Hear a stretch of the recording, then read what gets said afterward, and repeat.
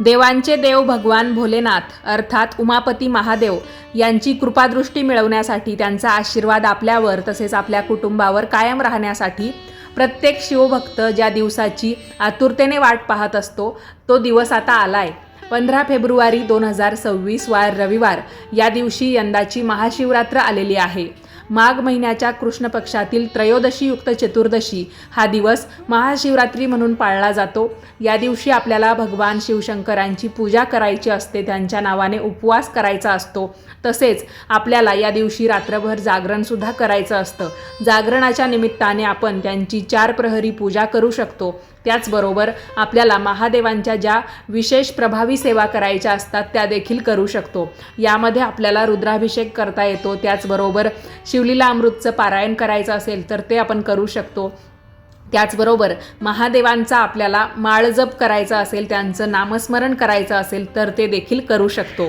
तर आपल्याला 15 फेब्रुवारीला सकाळी लवकर उठून अंघोळ करून घ्यायची आहे। सूर्योदयाच्या वेळेस भगवान सूर्यनारायणांची सेवा करायची म्हणून किंवा या व्रताची एक चांगली सुरुवात करायची म्हणून सूर्यदेवांना अर्घ्य द्यायचा आहे।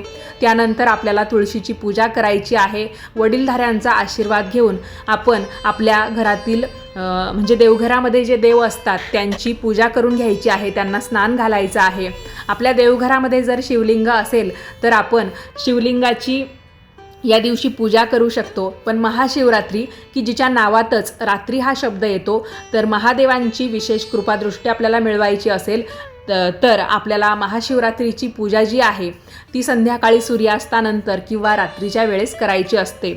तर ही पूजा आपण संध्याकाळी 6:30 वाजेनंतर करू शकतो किंवा रात्री 12-12:30च्या दरम्यान जरी आपण निशिता काळाची पूजा केली तरीही चालतं।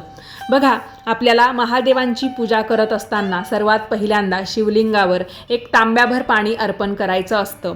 तांब्याभर पाणी अर्पण केलं की त्याच्यानंतर आपण दुधाचा, दह्याचा, तुपाचा, मधाचा आणि साखरेचा अभिषेक करू शकतो किंवा या सर्व पदार्थांचं मिळून आपण पंचामृत तयार केलं त्याचा अभिषेक केला तरीही चालतं।